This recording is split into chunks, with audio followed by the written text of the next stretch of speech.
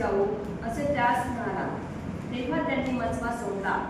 नंतर ते हाताळून जात असता तो झोपी गेला.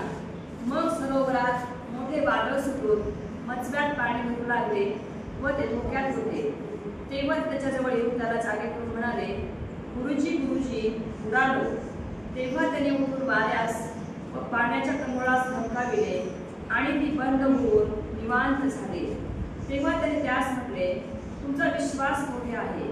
ते भयभीत होऊन विस्मित झाले व एकमेकास म्हणाले, हा आहे तरी कोण? कारण वारे व पाणी ह्यास देखील हा आज्ञा करीतो व ते त्याचे ऐकतात. Hallelujah. Praise Lord. Hallelujah. Praise Lord. या ठिकाणी आपण पाहतो की या ठिकाणी परमेश्वर काय करतात, आपल्या शिष्यासह मचवा घेऊन दुसरीकडे जात आहे, दुसऱ्या ठिकाणी जात आहे. त्यावेळेस काय होत आहे की मचव्यामध्ये काय झालेलं आहे, वादळ सुटलेलं आहे. समुद्रामध्ये काय झालेलं आहे, वादळ आलेलं आहे. आणि आपण पाहतो की ज्यावेळेस वादळ आलं त्यावेळेस येशू पण त्यांच्यासोबत काय होता, मचव्यामध्ये होता आणि तो काय झालेला होता, झोपी गेलेला होता. आपण पाहतो की ज्यावेळेस एखादी बहीण सेवा करते, एखादी सेवा करते, त्यांच्यामध्ये पण काय असेल, समस्या असेल. वादळ म्हणजे काय तर समस्या, जे आपण समस्येमध्ये असतो, अडचणीमध्ये असतो, प्रॉब्लेममध्ये असतो. आपल्या शरीरामध्ये काहीतरी प्रॉब्लेम असतो किंवा आपल्या कुटुंबामध्ये काहीतरी प्रॉब्लेम असतो.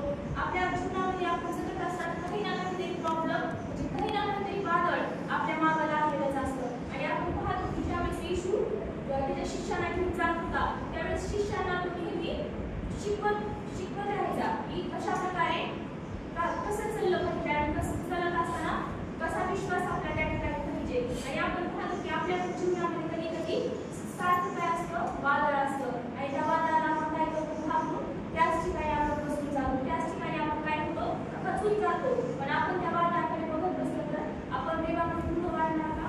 नाही वाढणार. जर आपण त्या वादळाकडे बघत बसलो नाही, आपण त्या मनुष्याकडे बघत बसलो नाही, आपण आपल्या त्रासाकडे जर आपण बघितलं नाही तर आपण देखील काय होणार आहे, परमेश्वरासमोर पलीकडे जाणार आहे. पलीकडे काय आहे, पलीकडे सर्व काय आहे, आशीर्वाद आहे. आपण पाहतो की प्रत्येक गोष्ट टप्प्याटप्प्याने येशू ख्रिस्ताच्या शिष्यांना शिकवत चाललेला आहे. का शिकवत आहे? कारण त्यांनी काय व्हायला पाहिजे, मजबूत व्हायला पाहिजे, त्यांनी स्ट्रॉंग व्हायला पाहिजे. कोणती जरी परिस्थिती आली तर त्याच ठिकाणी त्यांनी थांबायला नाही पाहिजे, तर त्या परिस्थितीवर काय करायला पाहिजे, मात करायला पाहिजे आणि पुढे जायला पाहिजे. जोपर्यंत आपल्या शरीरामध्ये वादळ आहे, आपल्या शरीरामध्ये एखादा आजार आहे, एखादी त्रास आहे, आपल्या घरामध्ये एखादा त्रास आहे, आपण जर त्याला बघत बसलो तर आपण परमेश्वरापासून काय होतो, दूर जातो आणि आपल्याला काय होतं, परमेश्वराचा आणि आपला संपर्क व्यवस्थित होतो का? नाही होत. कारण आपण आपल्या समस्येमध्येच गुरफटून गेलेले असतो, आपलं परमेश्वराकडे लक्ष लागलेलं नाही. आणि ज्यावेळेस आपल्या जीवनामध्ये आता वादळ तर आलेलं आहे, आता वादळाला शांत करायचं कसं, बरोबर आहे की नाही? त्यावेळेस येशू ख्रिस्त काय केलं होतं, वादळ आलं, शिष्याने त्याला उठवलं आणि येशूने काय केलं, वादळ शांत केलेलं आहे. आपल्या जीवनामध्ये पण अनेक वेळा अनेक वादळ येतात, अनेक संकट येतात, अनेक त्रास येतात. मग त्याला आपण कशा प्रकारे शांत करायचं? आपण पाहतो की ज्यावेळेस इस्रायल लोक मिस्र देशातून बाहेर निघाले त्यावेळेस आपण पाहतो की समोर काय आहे, तांबडा समुद्र आहे आणि मागून कोण आहे, फिरौनची सेना आहे. आणि ज्यावेळेस त्यांना समोर जायचं होतं त्यावेळेस तांबडा समुद्र काय केला, परमेश्वराने उभारला. म्हणजे परमेश्वर काय होता, त्यांच्या बरोबर होता. परिस्थिती कशीही असू द्या, वादळ जरी कितीही मोठं असलं तरी परमेश्वराने काय केलेलं आहे, त्याचे दोन भाग केलेले आहेत. आणि इस्रायल लोक काय झालेले आहे, तांबड्या समुद्रातून पार निघून गेलेले आहेत. कारण का, कारण वादळामध्ये सुद्धा परमेश्वर काय होता, त्यांच्या बरोबर होता. आज आपल्या जीवनामध्ये जरी वादळ असलं, आपल्या जीवनामध्ये जरी त्रास असला, आपण आजारामध्ये जरी असलो तरी आपण पाहणं गरजेचं आहे की त्या वादळामध्ये परमेश्वर माझ्या बरोबर आहे का? परमेश्वर तुमच्या बरोबर असेल त्या वादळातून कसं बाहेर जायचं हे काय करतो, परमेश्वर आपल्याला सांगत असतो. आणि आपण पाहतो योनाच्या जीवनाबद्दल जर आपण पाहिलं, योनाच्या पहिल्या अध्यायामध्ये जर आपण पाहिलं तर त्या ठिकाणी काय लिहिलेलं आहे, परमेश्वर त्याला आज्ञा काय कर, निघलेला जा आणि कुठे जातो, तार्शीसला जातो. आपण जर वाचलं योनाचा पहिला अध्याय 4, 3 आणि 4 वचन तर त्या ठिकाणी सांगितलेलं आहे की परमेश्वर त्याला आज्ञा देतो की काय कर, निघवे शहराचा आणि तेथील लोकांना काय कर, सुवार्ता सांग. तो काय करतो, तार्शीसला निघून जातो आणि त्या ठिकाणी काय येतं, समुद्रामध्ये प्रचंड काय येतं, वादळ येतं. आपण वचन वाचू, योना पहिला अध्याय 3 पण परमेश्वराच्या दृष्टीला व्हावे म्हणून योना तार्शीसास पळून जाण्यास निघाला. तो याफोस गेला. तेथे त्याला तार्शीसास जाणारे जहाज आढळले. त्याने त्याचा उद्धार दिला व परमेश्वराच्या दृष्टीला व्हावे म्हणून त्यांच्याबरोबर तार्शीसास निघून जाण्यासाठी तो जहाजात जाऊन तेव्हा परमेश्वराने समुद्रात प्रचंड वायू सोडला आणि समुद्रात असे मोठे तुफान झाले की जहाज फुटण्याच्या रागास आले. हालेलुया. आपण पाहतो की योनाच्या जीवनामध्ये काय आलेलं आहे? वादळ निर्माण झालेलं आहे. का? कारण परमेश्वराचा शब्द त्यांनी काय केलेला नाही, ऐकलेला नाही. परमेश्वराने त्याला सांगितलं की तू निघलेला जा, निघलेला, पण तो कुठे निघालेला आहे? तार्शीसला निघालेला आहे. आणि त्या तार्शीसवर ज्यावेळेस निघाला त्यावेळेस काय झालं? समुद्रामध्ये काय झालेलं आहे? मोठं वादळ आलेलं आहे. पण आपण पाहतो की योनाने परमेश्वराचं नंतर ज्यावेळेस वादळ आलं त्यावेळेस काय झालेलं आहे? परमेश्वराचा मार्ग त्याला मिळालेला आहे. मग त्यांनी परमेश्वराला हाक मारायला सुरुवात केली. ज्यावेळेस वादळ आलं त्यावेळेस तो परमेश्वराला आपल्या जीवनामध्ये शोधू लागला. बरोबर आहे की नाही? जेव्हा आपल्या जीवनामध्ये आपलं पण असंच होतं की जेव्हा वादळ येतं तेव्हा आपण काय करतो? परमेश्वराचा शोध करण्याचा प्रयत्न करतो. पण त्यावेळेस आपण अख्खी वादळामध्ये काय झालेले असतो? गेलेले असतो. पण जर अगोदरपासूनच आपण परमेश्वराला शोध घेतला, अगोदरपासूनच परमेश्वर माझ्या बरोबर आहे का नाही हे जर आपण पाहिलं तर परमेश्वर अगोदरच आपल्याला काय करतो? त्याच्यातून बाहेर काढतो. परमेश्वराचा शब्द जर आपण अगोदर ऐकला तर परमेश्वर काय करतो? आपल्याला त्याच्यातून बाहेर काढतो. आणि योनाने काय केलेलं आहे की परमेश्वराला शोधायचा प्रयत्न केला. परमेश्वराने जे त्याला सांगितलं होतं त्या वादळामध्ये त्यांनी इकडे तिकडे विचार करत बसल्यानंतर की आता मी काय करू? आता कुठं जाऊ? आता मी कुठून बनणार? आता माझं काय होणार? त्यांनी ह्या गोष्टीकडे बघत बसला नाही. तर त्यांनी एकाच गोष्टीकडे लक्ष ठेवलं. तो काय? परमेश्वराकडे त्याचं लक्ष लावलं. त्यांनी स्थिर राहिला त्या ठिकाणी. परमेश्वरावरती विश्वास ठेवला आणि परमेश्वराला त्यांनी मार्ग मागितला. त्यांनी परमेश्वराकडे प्रार्थना केली आणि परमेश्वराने काय केलं? त्या वादळातून त्याला काय केलेलं आहे? बाहेर काढलेलं आहे. या वादळ म्हटल्यानंतर आपल्याला माहिती आहे की ज्यावेळेस वादळ येतं त्यावेळेस एक तरी वस्तू राहते का? आता आपण बघितलं की पूर आला आणि पुरामध्ये सगळंच वाहून गेलं का? घरं राहिले? जिथं पूर आला तिथं घरं राहिले का? नाही राहिले. तर ज्यावेळेस पूर आला, ज्यावेळेस वादळ आलं त्यावेळेस पूर्णच काय झालं? इथून गेलेलं आहे. ज्यावेळेस वादळ येतं, पत्रे उडून जाते, सगळं काही अस्तव्यस्त होते. काहीतरी राहते का? काहीच राहत नाही. त्याच प्रकारे ज्यावेळेस वादळ येते जे गेले त्याचा काय करायचं नाही, आपण विचार करत बसायचं नाही. आता माझ्यासमोर काय आहे? आता माझ्यासमोर येशू आहे का? मी येशूमध्ये आहे का? हे पाहणं आपण गरजेचं आहे. त्या वादळात जर आपण वादळाला बघत बसलो तर परमेश्वर जर आपल्या बरोबर नाही तर आपण पण काय होणार? होऊन जाणार. आपण पण अस्तव्यस्त होऊन जाणार. प्रियांका, जर परमेश्वर तुमच्या बरोबर आणि माझ्या बरोबर आहे. आपण पाहतो की ज्यावेळेस इस्रायल लोक मिस्र देशात निघाले त्यावेळेस इस्रायल लोकांना परमेश्वराने उत्तम ते खाण्यासाठी दिलेलं आहे. आपण पाहतो पण ते काय म्हणत होते? मिस्रामध्ये काय आहेत? आमची घरं आहेत. काय झालं त्या घरांचं? वादळ आलं, सगळं अस्तव्यस्त होऊन गेलं. परमेश्वर इस्रायल लोकांबरोबर होता. परमेश्वर इस्रायल लोकांच्या सोबत होता म्हणून काय झालं? ज्या ठिकाणी दूध आणि मध आहे तो परमेश्वराने त्यांच्यासाठी काय केलेला आहे? दिलेला आहे. दूध आणि मध खाणारे देश परमेश्वराने इस्रायल लोकांना दिलेला आहे. मग या जीवनामध्ये आपण जगत असताना आपल्या जीवनामध्ये वादळ येणार. आपल्याला वादळामध्ये परमेश्वर आपल्या बरोबर आहे का? जर परमेश्वर आपल्या बरोबर आहे, जे उडून गेलं ते गेलं, पण जर परमेश्वर आपल्या बरोबर आहे तर आपल्याला पुन्हा एक बार परमेश्वर काय करणार आहे? नव्याने उभं करणार आहे. आपण पाहतो की जर आपण परिस्थितीला बघून आपण परिस्थिती काय आहे किंवा माझा आजार कोणता आहे किंवा माझा त्रास काय आहे, कोणत्या समस्येमध्ये आज आहे हे जर बघत बसलो तर आपण पुढे जाऊ शकतो का? नाही जाणार. तर जर आपण त्या सगळ्या गोष्टी सोडून होय देवा हे वादळ जाऊ दे, सगळं माझं गेलं तर जाऊ दे, ठीक आहे मला आजार आहे हे झालं होऊ दे, पण परमेश्वराचं गौरव कधी सोडणार नाही. परमेश्वर माझ्या बरोबर आहे तर मी वादळाला म्हणू शकते येशूच्या नावातून काय हो माझ्यापासून दूर जा. कारण परमेश्वराच्या शब्दामध्ये सुद्धा काय आहे? सामर्थ्य आहे. परमेश्वराने फक्त शब्द बोलला आणि काय झालेलं आहे? वादळ शांत झालेलं आहे. आणि आपल्या बरोबर तर स्वतः प्रभू येशू ख्रिस्त आहे. बरोबर आहे की नाही? तो आपला कोण आहे? तारणारा, आपलं सामर्थ्य तोच आहे. मग जर आपण परमेश्वराला कोण मागितलं तो आपल्याला देणार नाही का? देणार. आपण आरोग्य मागितलं तो आपल्याला आरोग्य देणार. आपण एखाद्या संकटामध्ये आहे तर संकटातून बाहेर काढण्याचं सामर्थ्य कुणामध्ये आहे? परमेश्वरामध्ये आहे. त्यानं परमेश्वर आपल्याला काय देतो? संकट पण देतो आणि त्यातून बाहेर निघण्याचं सामर्थ्य सुद्धा परमेश्वर देतो. देव आपल्याला दाखवतो की बघ संकटाची ताकद जास्त मोठी आहे का माझी ताकद जास्त मोठी आहे?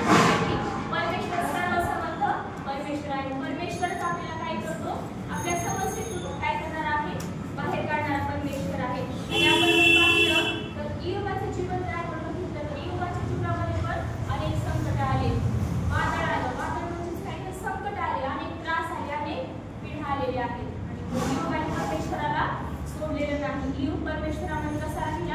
स्थिर उभा राहिला आणि परमेश्वराने काय केलेलं आहे त्याच्या जीवनामध्ये दुपटीने आशीर्वाद दिलेला आहे. बरोबर आहे की नाही?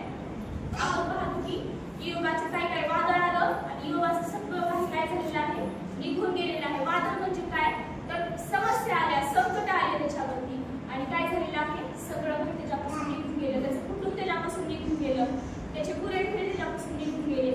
सगळं होतं नव्हतं तेवढे त्याची संपत्ती त्याच्यापासून निघून गेली. पण त्याने त्या परिस्थितीमध्ये सुद्धा काय केलं नाही, परमेश्वराला सोडलेलं नाही. परमेश्वर त्या परिस्थितीमध्ये सुद्धा योगा बरोबर होता. त्या वादळामध्ये सुद्धा परमेश्वर काय होता, योगा बरोबर होता. आणि ते वादळ परमेश्वराने काय केलेलं आहे त्याच्यापासून काढून टाकलेलं आहे. आणि त्या वादळामध्ये परमेश्वर ज्यानंतर त्याचं ते सगळ्या संकटातून परमेश्वर त्याला बाहेर काढलं. परमेश्वराने काय केलेलं आहे दुप्पट त्याला दिलं. जेवढं होतं त्याच्या दुप्पट परमेश्वराने दिलेलं आहे. आपण पाहतो की आताच आपण वाचलं की आपण पलीकडे जाऊ. तो शिष्याला घेऊन काय म्हणतो की आपण पलीकडे जाऊ. मछल्यामध्ये बसून पलीकडे काय होतं प्रियानो तर ज्यावेळेस येशू ख्रिस्त शिष्याला घेऊन पुढे जाणार होता, दुसऱ्या ठिकाणी जाणार होता, तर त्या ठिकाणी परमेश्वराचं काय होतं गौरव होणार होतं. एकच एक भूत लागलेला एक व्यक्ती होता, भूतग्रस्त व्यक्ती होता.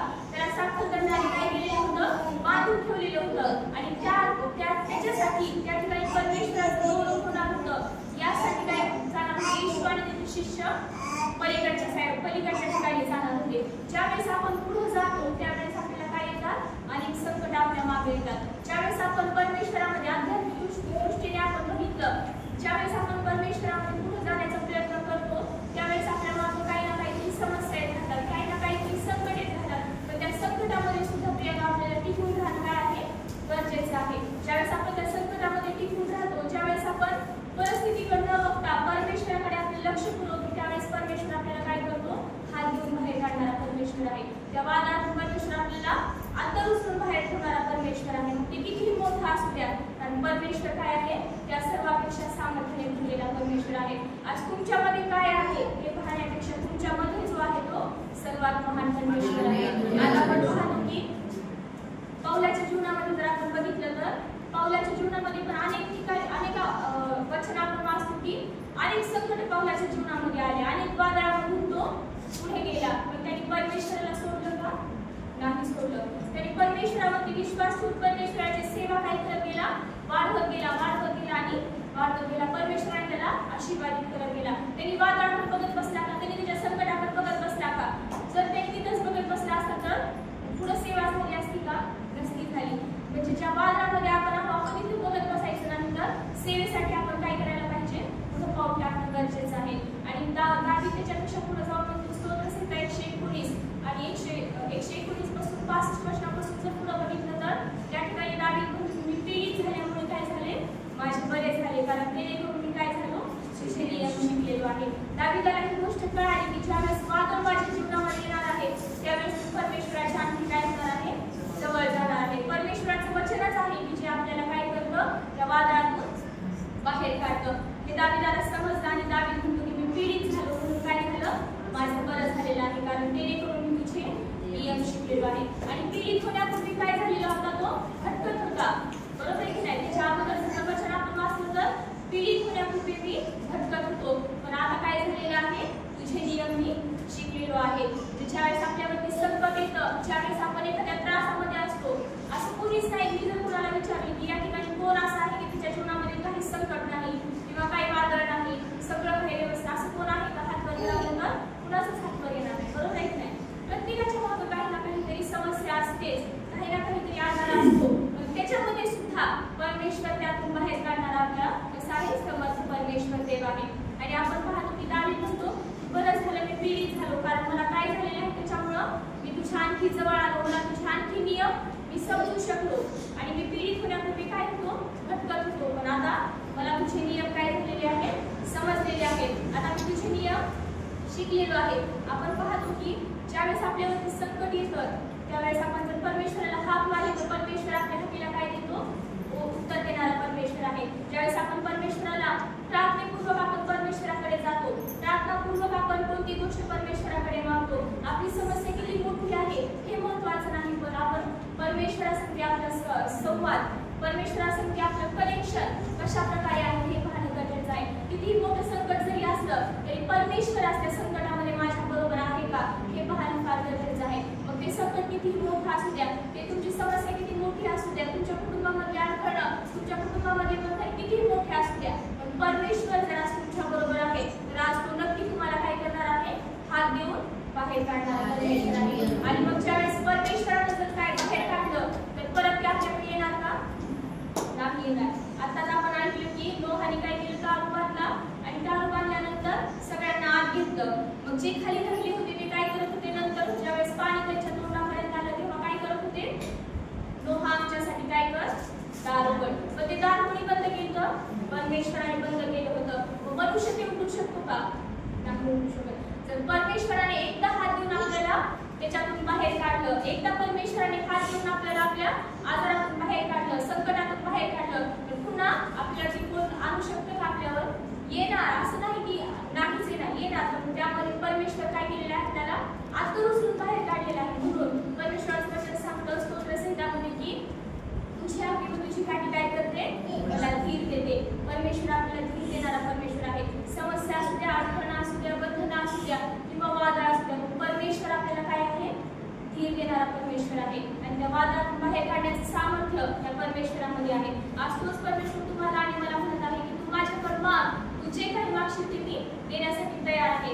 आज तुझी विनंती काय आहे, आज 3 दिवस आपण उपासाने प्रार्थना करत आहोत, परमेश्वराकडे आज आपण आलेले आहोत. असंच येऊन आपण जायचं का, तर आपण आपलं आज आपली समस्या काय, आपण कोणत्या वादळामध्ये आपण गुरफटून गेलेल्या, प्रत्येक काही ना काहीतरी विनंती किंवा आपलं जे प्रॉब्लेम आहे ते आपण घेऊन आलेलो. सगळ्यांचे प्रॉब्लेम सारखेच असं आहे का, नाही. सगळ्यांचे काहीतरी वेगवेगळे प्रॉब्लेम आहेत, पण त्याच्यातून सुद्धा परमेश्वर म्हणतो की आज मी तुला काय करणार आहे, त्याच्यातून बाहेर काढणार आहे.